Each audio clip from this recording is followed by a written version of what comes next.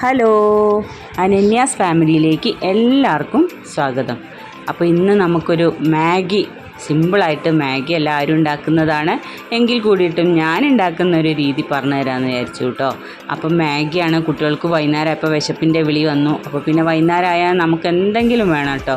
കുട്ടികൾക്ക് വിശപ്പ് സഹിക്കാനേ പറ്റാത്തൊരു സമയമാണ് വൈകുന്നേരം. അപ്പോൾ അതിലേക്ക് ഞാൻ എടുത്തു വെച്ചത് ബീൻസും ക്യാരറ്റും വെളുത്തുള്ളിയും അവിടെ എടുത്തു വെച്ചിട്ടുണ്ട് കേട്ടോ, ചെറുതായിട്ട് അരിഞ്ഞിട്ട്. പിന്നെ സവോളയും ഉണ്ടായിരുന്നേ. അപ്പം ഇത് ആദ്യം തന്നെ നമ്മൾ എണ്ണ ചൂടാക്കിയിട്ട് അതിലേക്ക് 2 മുട്ട ഇങ്ങനെ ചിക്കിപ്പറിച്ച് എടുക്കാമെന്ന് പറയുമല്ലോ, നന്നായിട്ട് ചിക്കിപ്പറിച്ച് എടുത്തിട്ട് അതൊരു പാത്രത്തിലേക്ക് മാറ്റി വെച്ചു കേട്ടോ. എന്നിട്ട് നമ്മൾ അതെല്ലാം മാറ്റി വെച്ചതിന് ശേഷം കുറച്ച് സൺഫ്ലവർ ഓയിൽ കുറച്ചും കൂടെ ഒഴിക്കുക കേട്ടോ. ഇത് സൺഫ്ലവർ ഓയിലിൽ ഉണ്ടാക്കിയാലാണ് കുറച്ച് ടേസ്റ്റ്. വെളിച്ചെണ്ണയിൽ ഉണ്ടാക്കുമ്പോൾ എനിക്ക് അത്ര ഇഷ്ടമായിട്ട് തോന്നിയിട്ടില്ല കേട്ടോ, അത്ര ഒരു ടേസ്റ്റ് തോന്നിയിട്ടില്ല. അപ്പം ഞാനെടുത്തത് സൺഫ്ലവർ ഓയിലാണ്. അപ്പോൾ ഓയിൽ ഒഴിച്ചിട്ട് നമ്മൾ ആദ്യം തന്നെ സവോള ഉണ്ടല്ലോ, സവോള ചെറുതായിട്ട് അരിഞ്ഞത് ഇങ്ങനെ വഴറ്റുക കേട്ടോ. നന്നായിട്ട് അത് ഒരുപാട് നമ്മളിപ്പോൾ ചിക്കൻ കറിയിലേക്ക് വഴറ്റുന്ന പോലെയൊന്നും വേണ്ട, ഒന്നിങ്ങനെ കുറച്ചൊന്നും കടിക്കണമല്ലോ, അപ്പോഴാണ് നമുക്ക് ആ ഒരു കുറച്ച് ടേസ്റ്റ് തോന്നുക കേട്ടോ. എന്നിട്ട് അതിലേക്ക് ജസ്റ്റ് ഒന്ന് ഇളക്കിയിട്ട് കുറച്ച് ഉപ്പ് ചേർക്കണം കേട്ടോ. ഉപ്പ് ചേർത്തിട്ട് നന്നായിട്ടൊന്ന് ഇളക്കി കൊടുക്കണേ. എന്നിട്ട് നമ്മൾ ക്യാരറ്റും ബീൻസും പിന്നെ ഞാൻ അതിൽ പച്ചമുളകും കൂടെ അരിഞ്ഞിട്ടിട്ടുണ്ടായിരുന്നേ, പിന്നെ അതിൽ 2 വെളുത്തുള്ളി ഇങ്ങനെ കുത്തിയിട്ടിട്ടുണ്ടായിരുന്നു കേട്ടോ. അതും കൂടെ ഞാൻ ഇതിലേക്ക് ഇട്ടിട്ട് നന്നായിട്ട് ഇങ്ങനെ ഇളക്കി കൊടുത്തു കേട്ടോ. അപ്പം ക്യാരറ്റൊക്കെ കുറച്ച് ഇച്ചിരി വേവല്ലേ ഉള്ളൂ, എന്നാലും അത് ഇങ്ങനെ മാഗി ഇങ്ങനെ ഉണ്ടാക്കി കഴിക്കുമ്പം ഇങ്ങനെ കടിക്കുമ്പോൾ ഒരു പ്രത്യേക ടേസ്റ്റാണല്ലോ. അപ്പം ഞാനത് അത്യാവശ്യം നന്നായിട്ട് അങ്ങനെ ഇളക്കി കൊടുത്തിട്ടോ.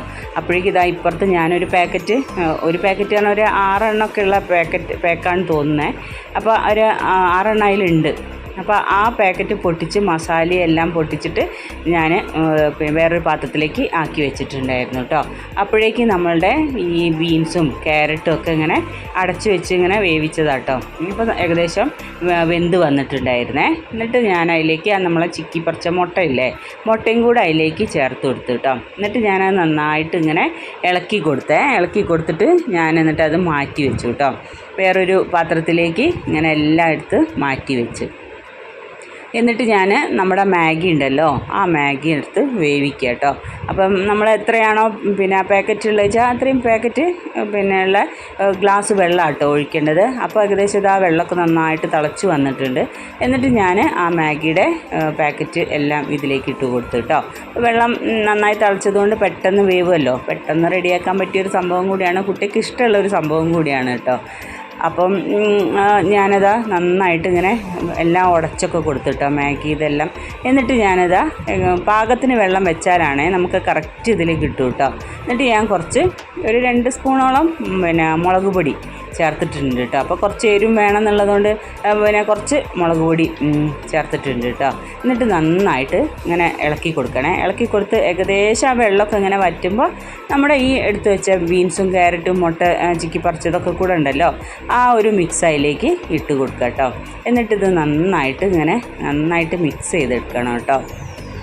അത് ഏത് കുട്ടികൾക്കൊക്കെ തന്നെ ഉണ്ടാക്കാൻ പറ്റുന്നൊരു സംഭവമാണ്. ഇപ്പോൾ ടേസ്റ്റിയാണ്, പിന്നെ പെട്ടെന്ന് സംഭവം കഴിയും ചെയ്യും കേട്ടോ, പണിയും കഴിയേ. അപ്പം ഇങ്ങനെ നന്നായിട്ട് ഒന്ന് മിക്സ് ചെയ്ത് ഇളക്കി കൊടുത്തിട്ട് പിന്നെ ജസ്റ്റ് അപ്പോൾ അതിലുള്ള വെള്ളമൊക്കെ ഒന്നിങ്ങനെ വറ്റുമല്ലോ, അപ്പോഴേക്കുമ്പോഴതാ മാഗി ഏകദേശം റെഡി ആയിട്ടുണ്ട് കേട്ടോ. അപ്പോൾ ഇത്രയ്ക്കുള്ളേ.